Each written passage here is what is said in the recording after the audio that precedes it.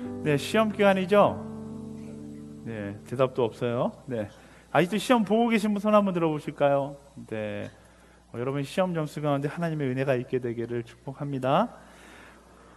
제가 외부에 강의를 나갈 때가 있어요. 제가 외부 강의 나갈 때는 강의 주제는 거의 비슷합니다. 이 시대 대학생들의 문화를 저보고 설명해 달라고 해서 기독교인 대학생들의 문화를 설명해 달라고 해서 외부에 나가서 이제 이야기할 때가 많이 있습니다. 특별히 어르신들, 저는 80 먹은 할아버지들 앞에서 여러분들이 어떻게 사는지에 대해서 강의해 본 적도 있습니다.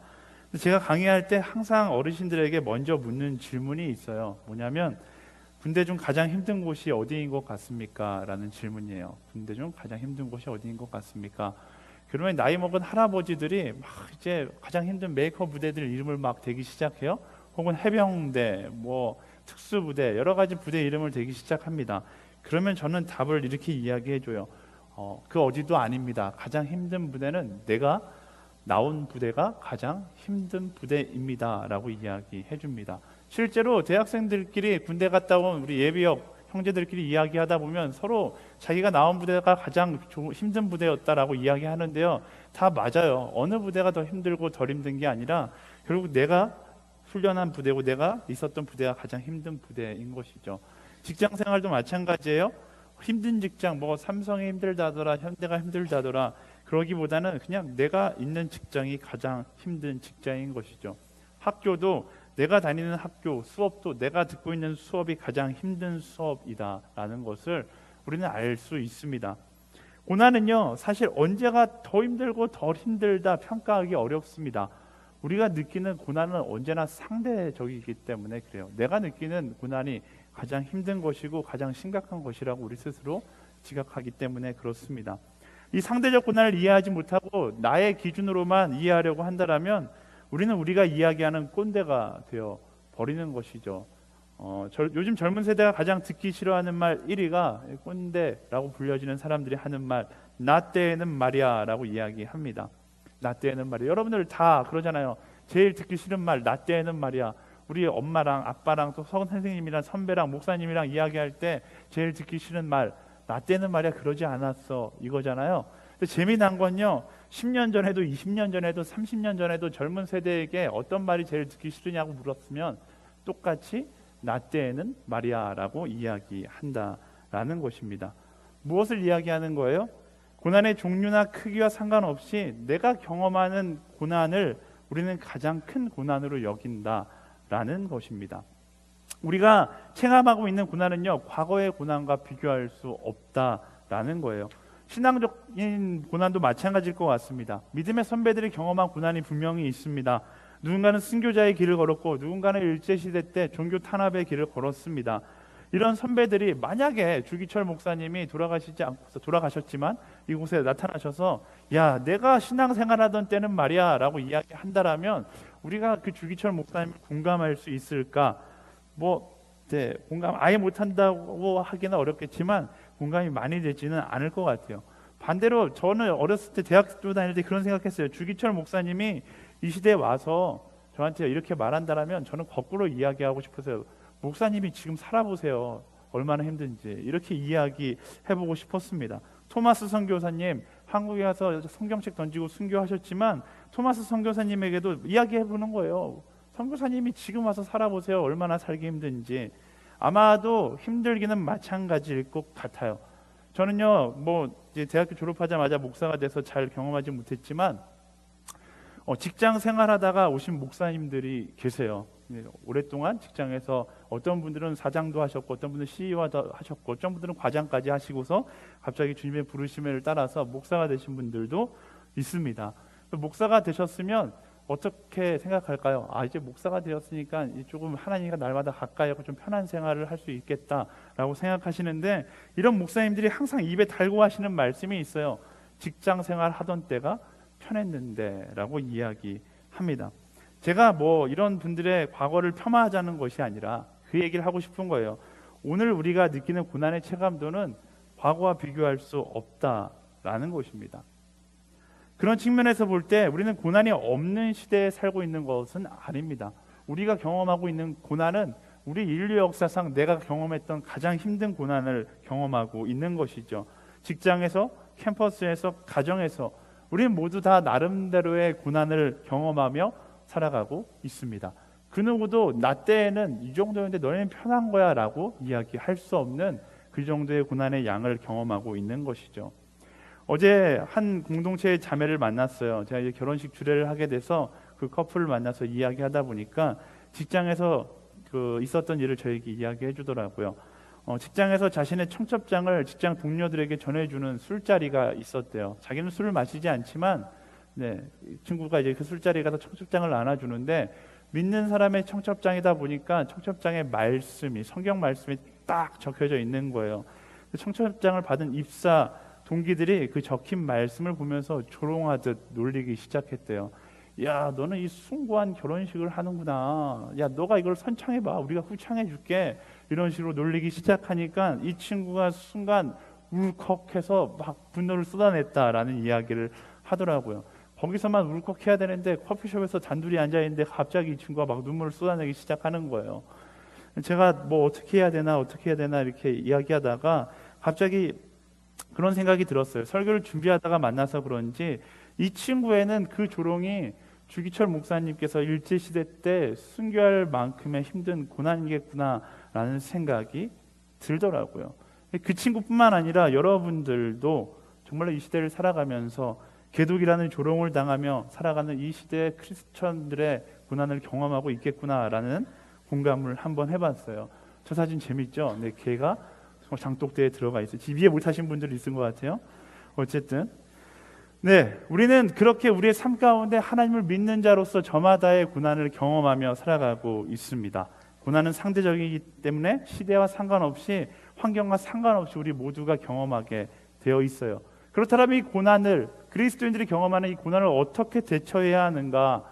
성경을 읽으면서 또 믿음의 선배들의 글을 읽으면서 깨달은 한 가지 진리가 있다면요, 고난은 상대적인 것이 분명히 맞습니다.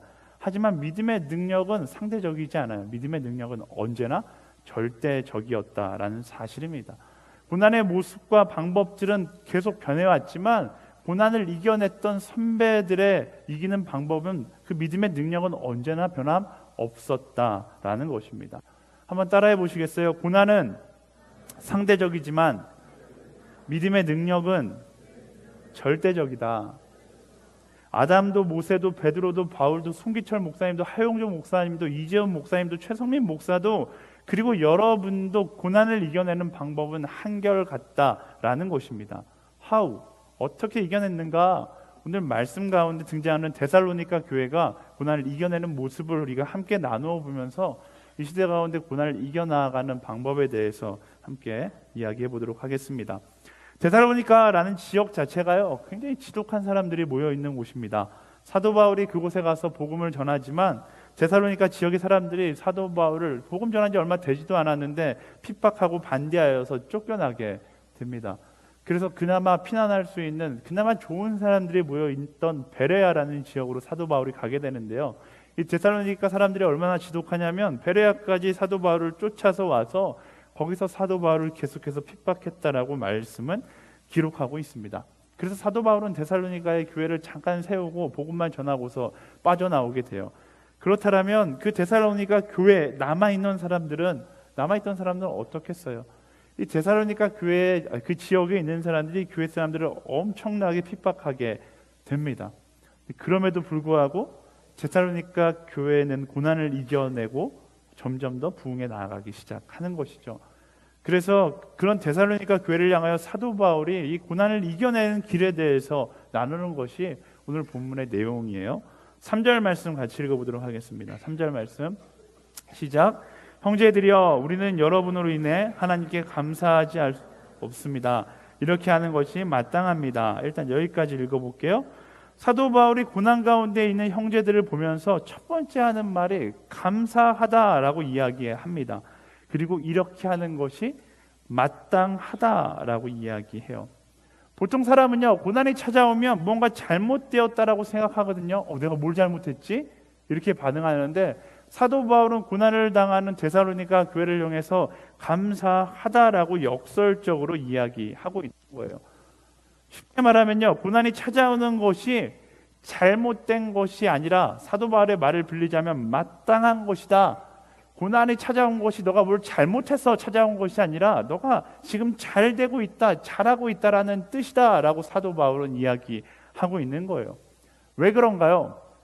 세상은 선하지 않은 논리가 지배하고 있어요. 하나님께서 이 땅을 창조하셨을 때는 우리가 고난당하지 않는 것이 당연한 거였어요. 근데 사람이 죄를 짓고 사단의 그 영향력이 세상을 지배하기 시작하면서 세상 가운데 선하지 않는 논리가 세상의 통념으로 받아들여지기 시작합니다.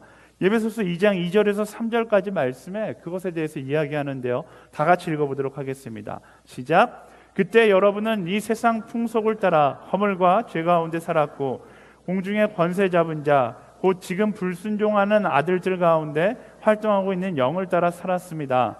그때는 우리도 다 그들 가운데 속해 육체와 마음이 원하는 것들을 행하며 육체의 욕망대로 살았습니다. 그래서 우리도 그들과 마찬가지로 태어날 때부터 진노의 자녀들이었습니다. 아멘. 말씀은요, 공중권세 잡은 자, 사단의 영향력 아래 살고 있는 세상은 뭐라고 이야기하는 거예요? 하나님의 뜻보다 육체의 욕망을 따라 살아간다라고 이야기합니다. 세상이 그렇게 살아가고 있다라는 거예요.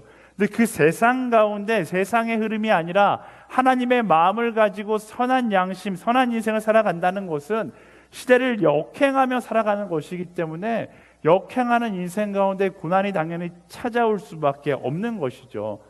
사도 바울의 말에 의하면 고난이 찾아오지 않는다라면 그것은 잘 살고 있다라는 증거가 아니라 오히려 잘못 살고 있다라는 증거이다라고 이야기할 수 있는 거예요. 내 삶 가운데 고난이 없고 너무나 편안하고 평탄한 인생을 살아간다라는 것은 하나님의 영향력을 따라 살아가는 것이 아니라 사단의 영향력에 지배를 받고 살아간다라는 것을 의미하고 있다라는 것이죠. 예를 들면 이런 거예요. 제가 이제 살을 뺀 지 1년이 좀 지났어요. 제가 요요가 오지 않는 이유는 여전히 아침마다 열심히 운동을 하고 있기 때문에 그러거든요. 근데 제가 운동하는 전 철칙이 있어요. 저는 몸에 근육이 많은 것을 좋아하지 않습니다. 네, 그냥 좀 약간 징그러워 보여요. 근데 제 몸에 유일하게 근육을 붙이고 싶은 한 부분이 있어요. 어디냐면 어깨예요. 왜 어깨에 근육을 붙이고 싶어 하는지 저를 보면 다 알 거예요. 얼굴이 남들보다 크기 때문에 어깨에 근육을 붙이면 좀 작아 보일까 봐 어깨에 근육을 붙이기 위해서 인터넷으로 찾아보고 어깨 운동을 어떻게 하는지 보고 따라하기 시작했어요. 열심히 아침에 30분 뛰고 10분 정도 어깨 운동을 막 하는데 어깨 운동을 하고 그 샤워실에 들어가서 거울을 보는데 이상한 거예요. 제가 제일 불안해하는 게 이 가슴 근육이 나오는 거거든요. 근데 이상하게 가슴 근육이 나오고 어깨는 점점 더 수축되어 가는 느낌이 드는 거예요. 그래서 왜 그런가 제가 인터넷 보면서 열심히 따라했는데 따라할 때마다 어깨는 수축되고 가슴은 점점 커지는 거예요. 그래서 제가 용기를 내어서 헬스 트레이너에게 물어봤어요. 제가 어깨 근육을 늘리고 싶은데 이상하게 가슴이 나옵니다 라고 물어봤어요. 그래서 어떻게 운동하는지 보여달래요. 그래서 제가 운동하는 것을 보여줬어요. 푸시업 하는 것도 보여주고 아령을 드는 것도 보여줬어요. 근데 그 트레이너가 저한테 묻는 거예요. 제가 아령을 딱 들고 있는데 트레이너가 지금 어깨에 힘이 들어갑니까? 제가 말했어요. 아니요. 드는 것이 힘들어요? 힘들지 않습니다. 힘들지 않다라는 것은 그곳이 지금 운동이 되고 있지 않다라는 거예요. 지금 어깨 운동을 하지만 선생님은 가슴으로 운동을 하고 있기 때문에 가슴이 발달할 수밖에 없습니다 라고 이야기해 주더라고요. 그 이야기를 들으면서 오늘 말씀을 준비하면서 생각이 났어요. 올바르게 하나님의 법칙을 따라 살아가면 그 부위가 아플 수밖에 없어요. 사단의 영향력을 받는 그 부위가 내가 하나님의 법칙을 따라가면 당연히 아프고 힘들고 고난이 찾아올 수밖에 없어요. 아프지 않다라는 것은 내가 하나님의 영향력을 온전히 따라서 살고 있지 않다라는 것을 이야기하는 것이죠.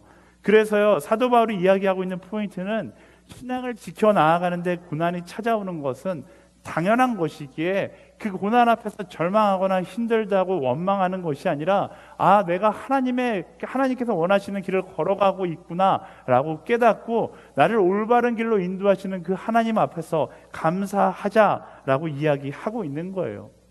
고난 자체가 내가 올바른 그리스도인의 삶을 살아가고 있다는 것을 증명하는 것이기에 내 인생 가운데 예수 그리스도를 믿는 그 인생을 살아가는데 찾아오는 고난을 멀리하는 것이 아니라 감사함으로 받아들이는 사람이 되자라고 이야기하고 있는 것입니다.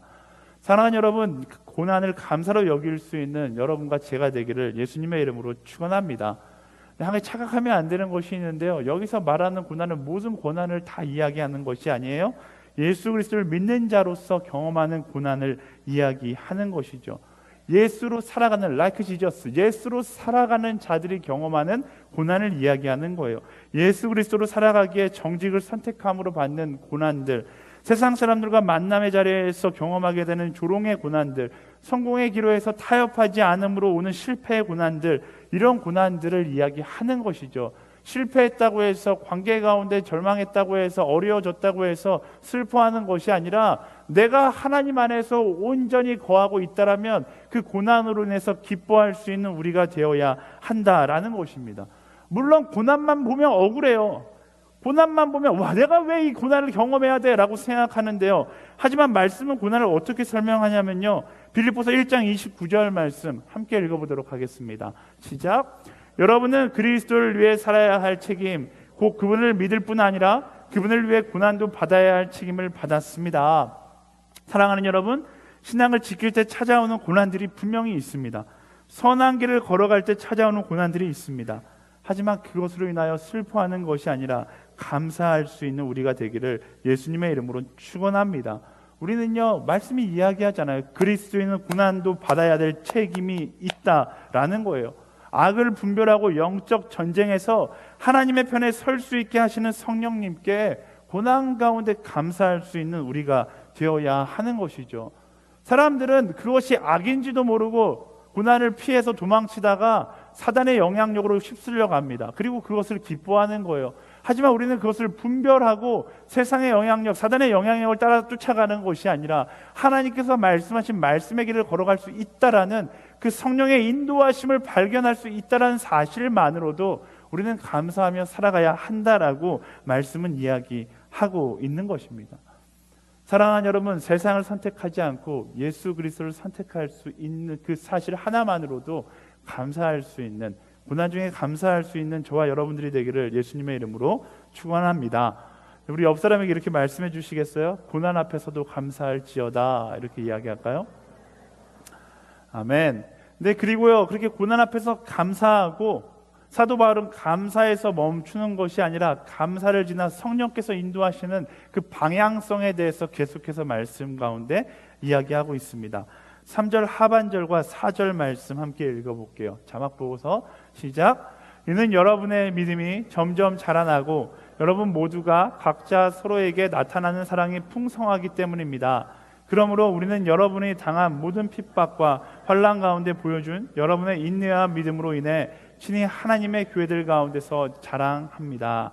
네, 사도 바울이 데살로니가 교회에게 권면하고 있는 계속되는 권면인데요, 고난을 이겨낸 데살로니가 교회 가운데 사랑의 풍성함이 나타난다라고 이야기하고 있습니다. 그 사랑의 풍성함은 어디서부터 오는가? 나를 핍박하는 사람들을 인내함으로, 내게 찾아온 고난을 인내하고 용납함으로 예수 그리스도의 사랑을 본받아 닮을 때 그 사랑의 풍성함이 교회 가운데 나타났던 것이죠. 고난을 대하는 그리스도인의 자세는요, 감사를 지나고 용납과 사랑하는 것에 있다라고 말씀이 이야기하고 있는 것입니다. 보통 우리는 고난을 주는 상황과 사람을 원수 같은 상황이라고 이야기하면서 내게 고난이 찾아왔을 때 어떤 한 대상을 정해놓고 증오의 감정을 품을 때가 많이 있습니다. 하지만 내게 고난 주는 사람을 미워하고 증오하는 것이 아니라 말씀은 그들을 용납하고 사랑하라고 이야기해요. 그들을 향한 분노가 아니라 그들을 향한 하나님의 안타까운 마음으로 그들을 품어 나아가라고 이야기하는 것이죠. 그리스도인은 그렇게 살아가는 거예요. 내게 준 고난과 핍박을 똑같이 고난과 핍박으로 갚는 사람이 아니라 사랑과 중보로 갚아주는 사람이 되어야 하는 것입니다. 그것이 바로 그리스도인들이 고난을 대하는 방법이라고 말씀은 이야기하고 있는 거예요. 세상은요, 원수에게 원수로, 복수는 복수로 갚으라고 이야기하는데요, 성경 말씀은 반대로 이야기하잖아요. 원수는 사랑으로, 복수도 사랑으로 타 사랑으로 갚는 것, 그게 바로 그리스도인이 고난을 대하는 방법이다라는 것입니다. 나를 힘들게 하는 사람들을 우리는 일단 증오하고 미워합니다. 확실한 건요, 확실한 건 증오하고 미워하는 마음이 내 마음 가운데 들 때 하나님께 물어보세요. 예수님께 물어보세요. 이것은 분명히 하나님께서 내게 주시는 마음은 아니다라는 것입니다. 분노와 증오의 마음이 있다라면 그 마음은 사단이 우리에게 주는 마음이에요. 고난을 고난으로 갚게 만드는 것이죠. 내가 입은 피해를 상대방에게 피해를 줘서 갚게 만드는 거예요. 그러면 관계 가운데 분열이 일어나고 그 분열로 인하여 공동체는 무너지게 되는 것이죠. 그게 사단이 원하는 결과예요. 그 결과를 우리 뻔히 알고 있으면서 사단에게 너무 마음을 쉽게 내어줄 때가 있습니다. 사랑하는 여러분, 사단에게 마음을 너무 쉽게 내어주지 마세요. 하나님께서 기뻐하시는 마음과 사단이 기뻐하는 마음을 분별해내고 하나님께서 기뻐하시는 마음을 선택할 수 있는 사람이 되어야 하는 것입니다. 가끔 살다가 보면요, 이분은 예수님 다음이다 라고 생각되는 사람들을 만날 때가 있습니다. 토론토 큰빛교회의 이면수 목사님, 제가 가장 최근에 발견한 예수님 같은 사람이다라는 생각이 드는데요, 이면수 목사님은 북한 선교에 엄청난 관심이 있으신 분이었어요. 북한에 들어가서 많이 복음도 전하셨지만 북한 사람들을 굶어 죽어가는 것을 보시고서 교회의 재정을 거의 다 끌어모아서 북한에다 라면 공장을 차려서 그들을 열심히 도왔습니다. 열심히 도왔어요. 그런데 그들을 돕기만 했는데 그것이 북한에서 볼 때는 복음을 전한다라고 생각해서 잡아다가 이렇게 수감시켰어요. 그래서 평생 종신형 받아서 북한에서 계속 그 감옥에서 일하고 이랬는데 분노가 가득했을 텐데 그 목사님의 고백은 이렇습니다. 제가 찾아봤는데 제가 읽어드릴게요. 고생은 정말 많이 했습니다. 좌절과 원망, 불만의 시간이 계속 쌓트려고 할 때마다 하나님이 용기, 기쁨, 감사를 주셨습니다. 하루도 쉬지 않고 그런 일이 계속 반복됐습니다. 좌절하고 낙심한 시간이 하루 이상 가지 않았습니다. 지나고 보니까 모든 것이 하나님의 사랑의 연단이었습니다. 요나가 물고기에서 나왔듯이 저는 북한이라는 물고기 배에서 나온 것뿐입니다. 라고 고백합니다. 그토록 힘든 수감생활, 1년이 넘는 수감생활을 하고서 북한 땅에서 나왔으면 북한을 향한 분노와 억울함이 마음 가운데 가득할 만도 한데 여전히 목사님은 돌아다니시면서 어떻게 하면 북한을 더 사랑할 수 있을지, 또 어떻게 하면 그곳에 갈 수 있을지를 고민하면서 다니세요. 고난을 감사함으로, 그리고 용납함으로, 그리고 사랑함으로 풀어내신 대표적인 케이스인 것이죠. 이런 분들을 보면서 그런 생각을 해봤어요. 그리스도인은 이런 모습으로 살아가야 돼요. 내게 피해가 온다 할지라도, 내게 고난이 온다 할지라도 고난을 고난으로 뱉는 것이 아니라 고난을 용납과 사랑으로 돌려줄 수 있는 사람이 되어야 하는 거예요. 그래서 그리스도인하고는 싸움이 되어서는 안 됩니다. 저는요, 가끔씩 길 가다가 싸우는 사람들을 봐요. 특별히 운전하다가 보면 가끔씩 길에 서서 멱살 잡고 싸우시는 분들 보는데요, 저는 그들 가운데 여러분들의 얼굴을 보지 않게 되기를 예수님의 이름으로 축원합니다. 그리스도인은요, 싸움이 되는 사람이 아니에요. 말씀대로 용납하고 사랑으로 품는 사람이 되면 어떤 상황 가운데서도 싸움이 되지 않는 거예요. 그리스도인은요, 고난을 사랑으로 흡수해버리는 사랑의 블랙홀과 같은 사람이에요. 상대가 나에게 분노를 쏟아낸다라면 그 분노를 받아서 사랑으로 갚아줄 수 있는 사람이 바로 그리스도인이다라는 것입니다. 분노에 취해서 그들과 싸우다 보면 결국 뭐예요? 하나님께서 기뻐하는 마음이 아니라 사단이 기뻐하는 마음을 선택하게 된 것이고 결국 사단의 영향력 가운데 거하는 인생이 될 수밖에 없는 거예요. 그래서 여러분들이 그 고난을 주는 사람들을 대할 때 그 사람들을 향해서 원망하지 말고 여러분의 사랑의 대상자로 생각하세요. 제가 자주 설교 때 이야기하지만 내게 고난을 주는 사람, 나를 힘들게 하는 사람은 내가 기도해야 될 대상인 거예요. 고난이 내가 찾아올 때, 누군가 나에게 고난을 줄 때 스스로에게 선포하는 거예요. 나는 조롱은 사랑으로 갚는다. 고난은 중보로 갚는다. 그렇게 사람을 사랑하기 시작하고 용납하기 시작하면 여러분의 인생 가운데 놀라운 변화가 일어나기 시작합니다. 제가 20대 첫 번째 사역하던 교회에서 한 청년이 새벽기도 끝나고 저를 찾아왔어요. 근데 저는 그 당시 소년부 전도사였는데 다른 부서에서 이제 선생님을 하고 있던 분이셨는데, 여자분이셨어요. 저랑 비슷한 나이 또래 여자분이셨는데 저에게 찾아오셔서 일단 대뜸 오셔서 막 펑펑 울기 시작하는 거예요. 그리고 저한테 이야기하는 고민이 그거였어요. 자기가 맡고 자기가 섬기고 있는 부서 전도사님이 자기를 너무 힘들게 한다. 나는 그 전도사님 얼굴만 보면 미쳐버릴 것 같다. 그리고 이런 표현까지 썼어요. 정확하게 죽여버리고 싶다. 네, 교회에서 선생님이 전도사한테 와서 다른 전도사를 죽여버리고 싶다라고 표현한다면 정말로 심각한 상황 가운데 있는 것이죠. 지금 같았으면 제가 약간 동의해드려요. 그 전도사가 원래 좀 그런 사람이 이렇게 동의해 줬을 텐데, 그때는 저는 정말로 굉장히 FM적인 사람이었어요. 무조건 딱 직선적으로만 상담하던 사람이라서 제가 진짜 교육자 같은 답을 드렸던 기억이 납니다. 선생님, 증오심은 사단이 주는 마음입니다. 그리스도인은 고난을 사랑으로 갚는 사람이에요. 오늘부터 그 전도사님을 사랑하기 위해서 기도하시고요. 그 증오의 마음이 사라질 때까지 매일 새벽 중보하시고 사랑해 드리세요. 안 되면 금식 기도라도 하세요. 그리고 그분께 마음에 없더라도 항상 이야기하세요. 감사합니다. 제가 기도하고 있습니다. 네, 이런 틀에 박힌 상담으로 이야기해 주는데, 이런 틀에 박힌 상담을 하는 교육자나 틀에 박힌 이야기를 듣는 진심으로 받아들이는 선생님이나 제가 보면서 지금 생각해보면 믿음의 능력은 참 놀라운 것 같습니다. 그리고 그 선생님이 이야기를 듣고 아멘으로 가셔서 열심히 그 전도사님을 위해서 기도하기 시작했어요. 그리고 정말로 놀라운 일이 일어났어요. 그 고난을 사랑으로 갚다가 그 전도사님과 사랑에 빠져서 결혼하셨어요. 네. 놀라운 일이죠. 네. 네, 제가 지금도 함구하고 있어요. 하나님은 살아계세요? 그리스도인에게 고난을 주는 이유가 그런 데 있는 거예요. 하나님의 사랑이 가장 필요한 사람이 내 눈앞에 나에게 고난을 주는 거예요. 여러분 생각해 보세요. 여러분 주변 가운데 여러분에게 가장 고난을 주는 사람은 어떤 사람입니까? 조금만 그 사람을 그냥 원망의 눈빛으로 그 사람을 바라보면서 생각하면 나에게 고난을 준 사람, 내가 정말 죽여버리고 싶은 사람이라는 생각이 들지만, 조금만 입장을 바꿔서 생각하면 어떻게 돼요? 나에게 고난을 주는 사람이 내가 아는 사람들 중에 가장 하나님의 사랑이 필요한 사람인 거예요. 안 그래요? 여러분 지금 마음속에 생각해 보세요. 여러분 인생 가운데 가장 고난을 주는 사람이 누구인가?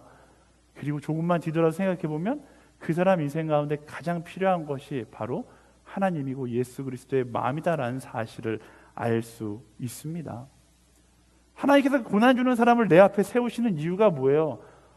나를 통해서 그 사람에게 사랑을 가르치기 위해서 내 앞에 세우는 것이죠.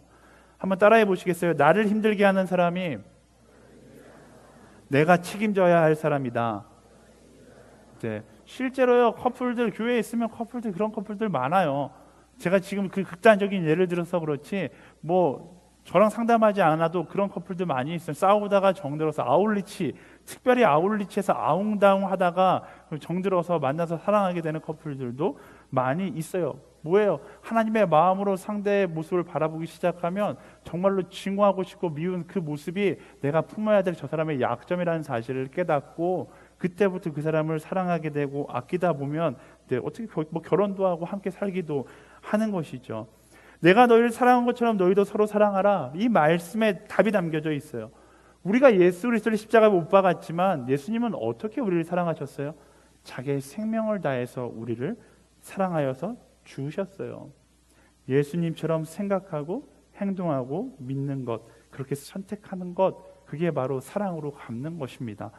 고난은 어떻게 대하는가? 용납하고 사랑하십시오. 그리고 그 사람과 상황을 위해서 기도하세요. 내게 고난을 주는 사람에게 고난으로 되갚겠다라는 어리석은 사단의 생각을 버리고서 내가 이 고난을 사랑으로 갚겠다라고 결심하고 어떻게 하면 이 사람을 사랑할 수 있을까 고민하고 그 방법으로 사랑하고 그 사람을 중보할 수 있는 우리가 되어야 하는 것입니다.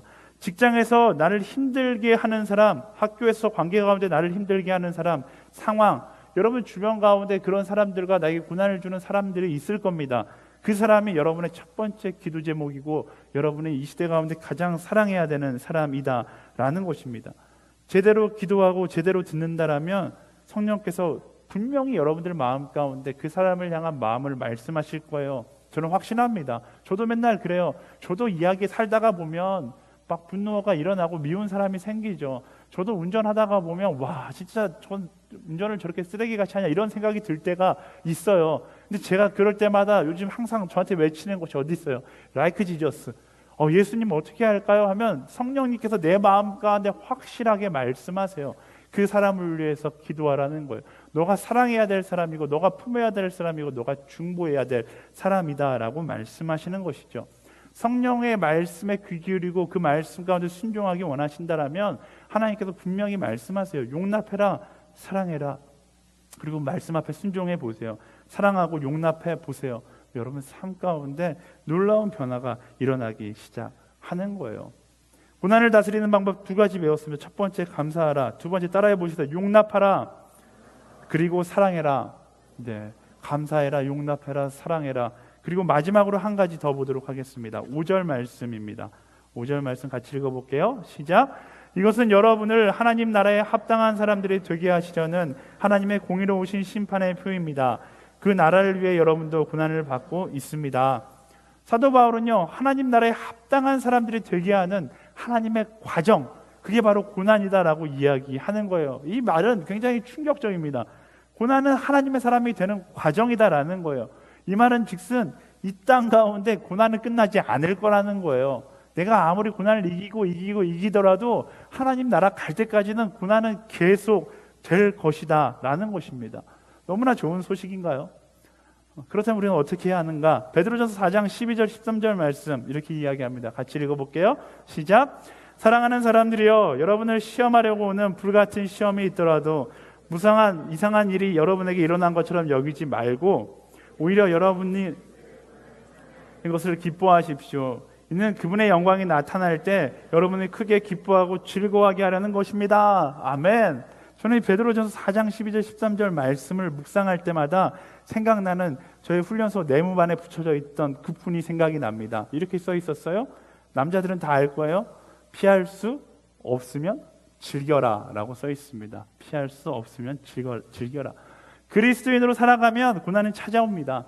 말씀은 이야기하는데 우리가 아무리 고난을 피해 도망쳐도 하나님 나라 갈 때까지 찾아올 것이다 라고 말씀은 이야기합니다.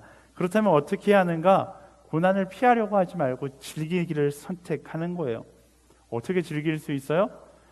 물을 즐기기 위해서 수영복을 입고 물에 들어가야 합니다. 발만 담궈서는 물을 즐길 수가 없어요. 저는 여러분들에게 이렇게 권면하고 싶어요. 예수 믿는다라는 것을 그냥 발만 담근 예수 믿는 인생이 아니라 예수 그리스도의 내 인생을 담그는 사람이 되기로 결단하는 거예요. 그게 바로 고난을 즐기는 인생으로 살아가는 방법인 것이죠.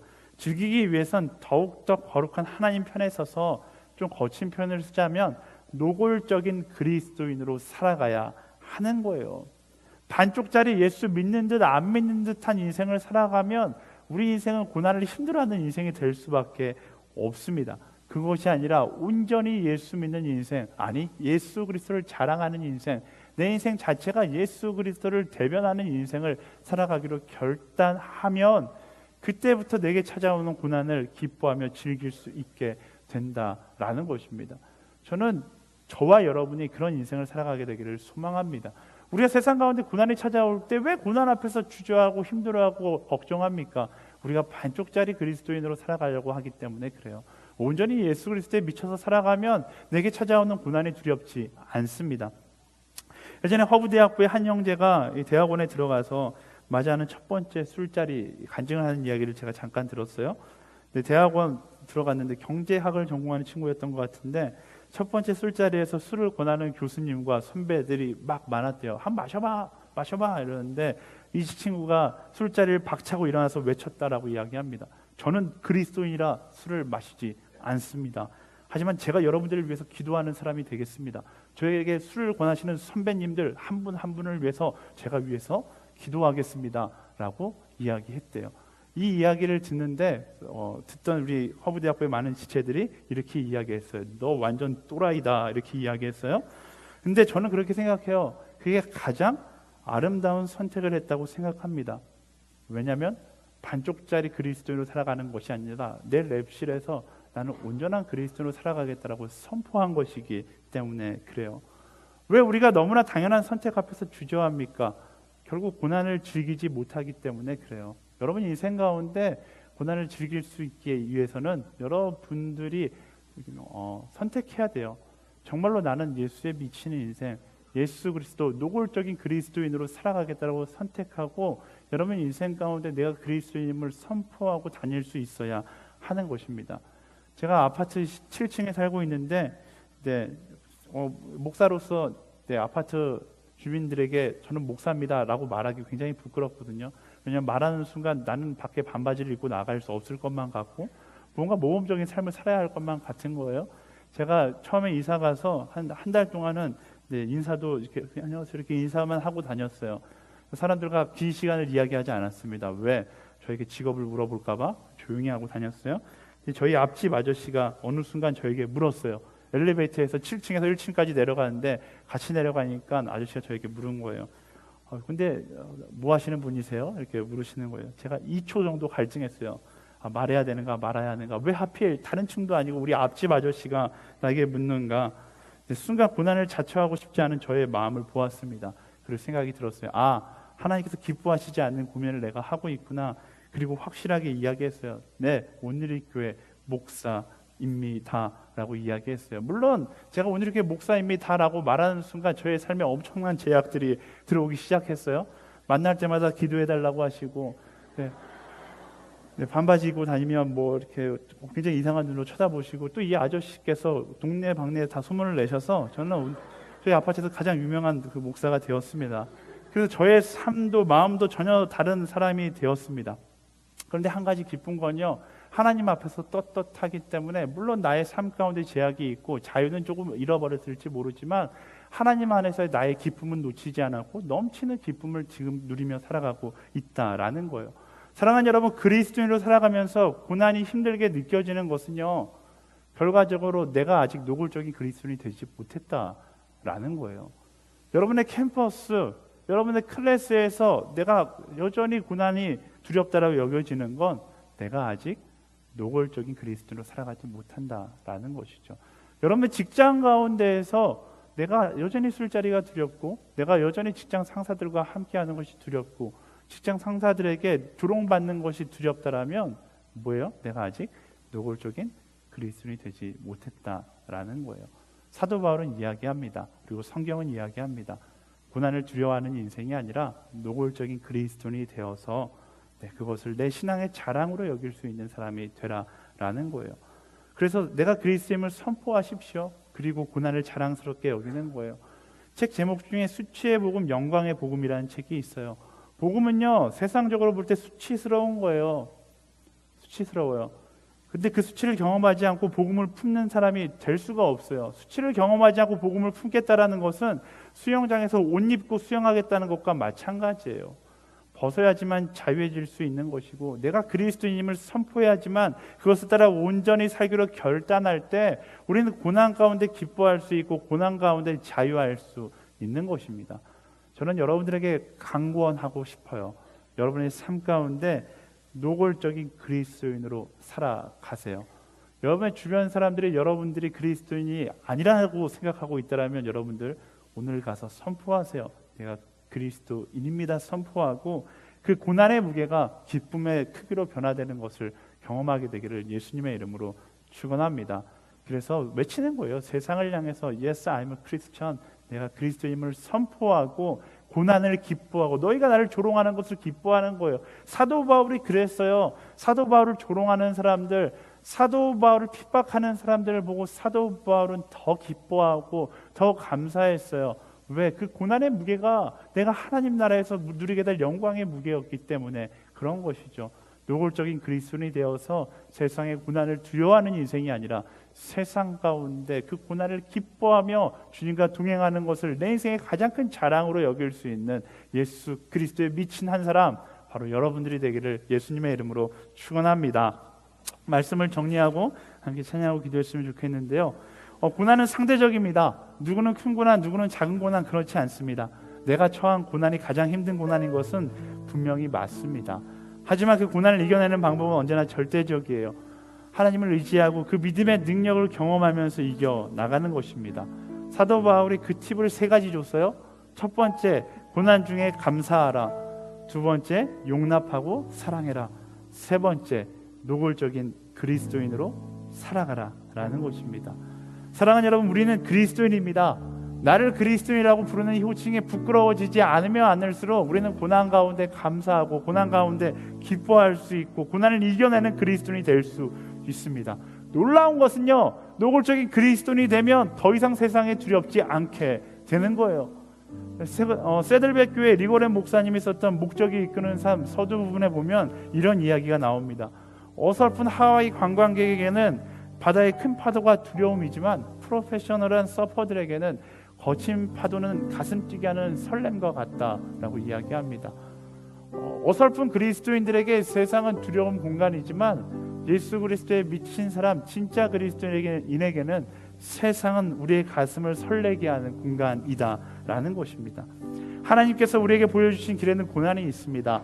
하지만 우리는 그 고난 가운데 주님과 함께함으로 두려움이 아니라 설렘으로 나아가는 그런 한 사람 한 사람이 되기를 예수님의 이름으로 축원합니다. 우리 마지막으로 10사람에게 이렇게 선포하겠습니다. 첫 번째, 고난 중에 감사할지어다. 이렇게 선포할까요? 네, 좀 자신감 있게 선포해 주세요. 두 번째, 용납하고 사랑할지어다. 네, 세 번째는 아주 명쾌하게 이야기했습니다. 노골적인 그리스도인으로 살지어다. 아멘. 네, 우리 노골적인 그리스도인으로 살면서 내 길을 내가 두려워하고 내가 걱정하는 것이 아니라 그리스도인으로 살겠다라고 주님만 바라보고 살겠다라고 결단하면요, 내 길을 내가 걱정하는 것이 아니라 하나님께서 인도하시기에 두려워하지 않고 담대하게 나아갈 수 있는 것입니다. 원하는데요, 나의 삶을 주님께 드리며 기도했으면 좋겠습니다. 우리 말씀 가운데 깨달은 그것대로 주님, 고난으로 힘들어하는 것이 아니라 고난 중에 감사하는 인생이 되게 하여 주시옵소서. 그 감사를 넘어 용납하고 사랑하는 내가 되게 하여 주시옵소서. 그래서 반쪽짜리 그리스도인이 아니라 내 삶 가운데 노골적으로 하나님을 선포하고 노골적으로 예수 그리스도를 사랑한다라고 이야기하는 100% 순정 그리스도인으로 주님 사랑하게 하여 주시옵소서. 그렇게 결단하게 원하는 사람마다 우리 주여 한번 크게 부르짖고 함께 간절히 기도하며 나아가겠습니다. 주여!